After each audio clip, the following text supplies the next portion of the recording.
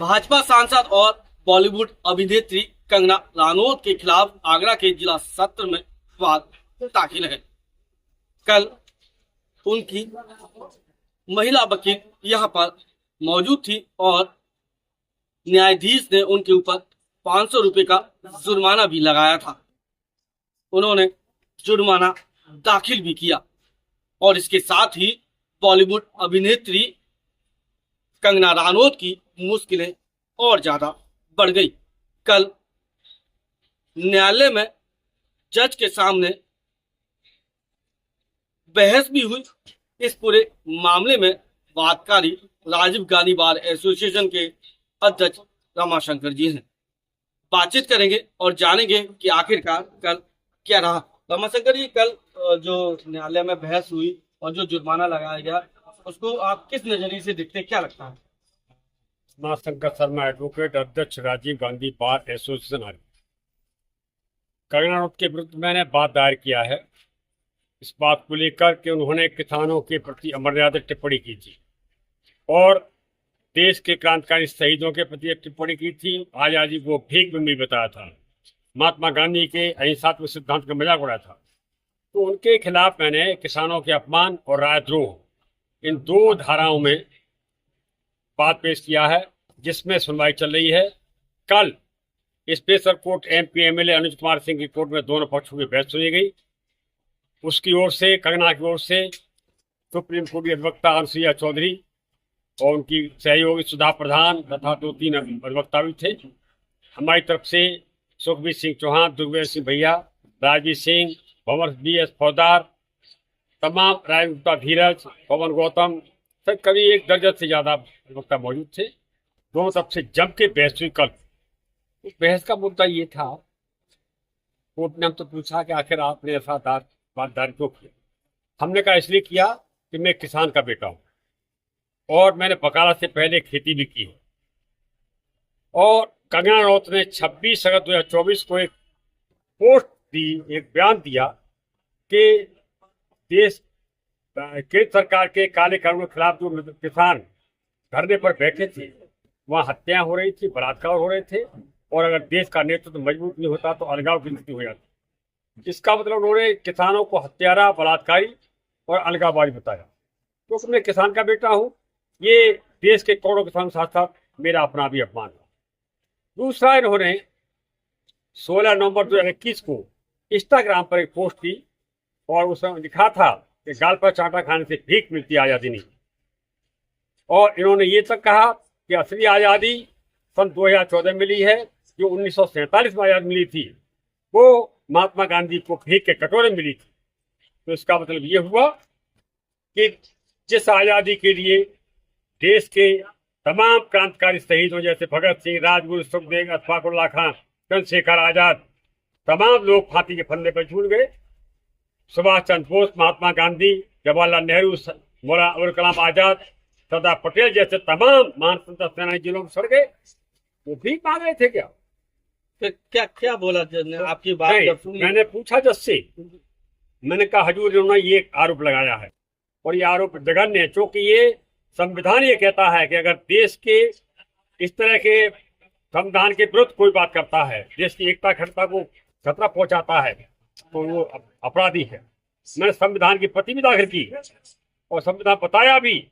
मैं जज से पूछा, अनुसुईया चौधरी से पूछा, उसकी वकील से, कि क्या आप ये कह दें कि 1947 में जो आजादी मिली थी वो हमें भीख में मिली थी, तो मैं केस वापस ले लूंगा।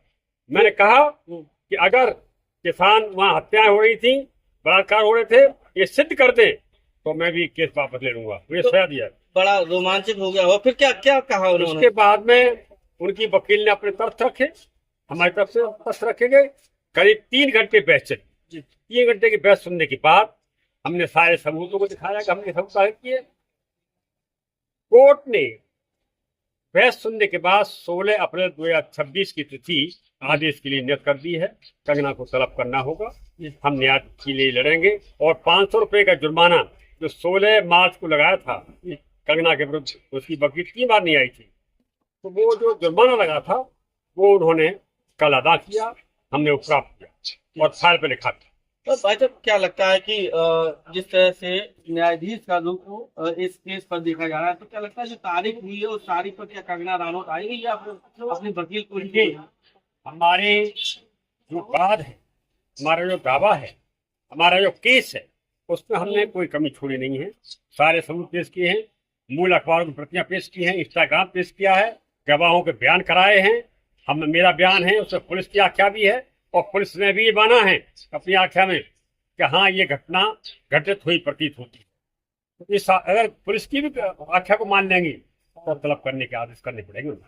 और मैं इस केस को किसी कीमत पर सुप्रीम कोर्ट तक नहीं छोड़ूंगा, चाहे मुझे इसके लिए हाई कोर्ट जाना पड़े, सुप्रीम कोर्ट जाना पड़े, क्योंकि ये देश का मामला है। मैंने कोर्ट से ये भी कहा कि कंगना रनौत से मेरी कोई जान पहचान नहीं है, न वो मुझे जानती है, न मैं उनको जानता हूँ, लेकिन ये देश का मामला है, देश के किसानों का मामला है। अगर वो यहाँ आकर के एक बार देश के लोगों से माफी मांग लें तो केस वापस खत्म कर दें। और भी लोग हमारे साथ मौजूद है। भाई साहब क्या लगता है कि अब न्यायालय कड़े रुख पर आ गई तो कंगना की मुश्किलें कितनी बढ़ेगी? अब तो करना तो 100% आना ही होगा। हम लोगों की बहसें सुन ली गई हैं और कल भी आदेश होंगे, अदालत तलब करेगी तो उसको आना होगा। मुश्किलें बढ़ेंगी उसकी? जी हाँ, मुश्किलें बढ़ेंगी। 152 जी और 356 राजद्रोह, 356 अपमान, राजद्रोह में आजीवन कारावास है जी। 356 में 10 साल सजा है अपमान में। तो ये अगर तलब हो गई ना तो इसको सजा भी होगी और ये इसका सांसदी का पद भी जाएगा। तो भाई साहब लगता नहीं कि जब मालूम है कि इतनी गंभीर धाराएं हैं, आजीवन कारावास हो सकता है और भी सख्त सजा हो सकती है, तो क्या लगता है कि इसके बावजूद भी जब फिर वो कंगना रनौत आएगी या कोई बीच का हल निकालेंगे? क्या निकालेंगे? हमने तो ये कोर्ट से साफ कहा, मैंने कहा हमारी कोई दुश्मनी नहीं है। वो यहाँ आकर देश के प्रति किए गए अमर्यादित बयान के लिए माफी मांग लें, किसानों से माफी मांग लें, हम माफ कर देंगे, हम केस वापस ले लेंगे। तो अगर नहीं मांगती हैं तो फिर केस लड़ेंगे और सजा करेंगे। नहीं, ये माफी की क्या मांग जो कर रहे हैं आप, वो कोर्ट के जरिए कर रहे हैं या सार्वजनिक? नहीं, कोर्ट में आए, पहले कोर्ट हाजिर हो जी, कोर्ट अपनी जमानत कराएं जी, उसके बाद माफी मांगे। नहीं तो माफी क्या कोर्ट से चाहिए या सार्वजनिक? नहीं, सार्वजनिक रूप से, सार्वजनिक रूप से। माफी मांगे कि साहब मैंने हाँ बात में गलत बात कही थी और मैं उसके लिए माफी चाहती हूँ। फिलहाल कुछ भी हो, लेकिन कोर्ट ने अगली तारीख दे दी है और 16 अप्रैल इस तारीख के बाद कंगना रनौत की मुश्किलें जरूर बढ़नी है।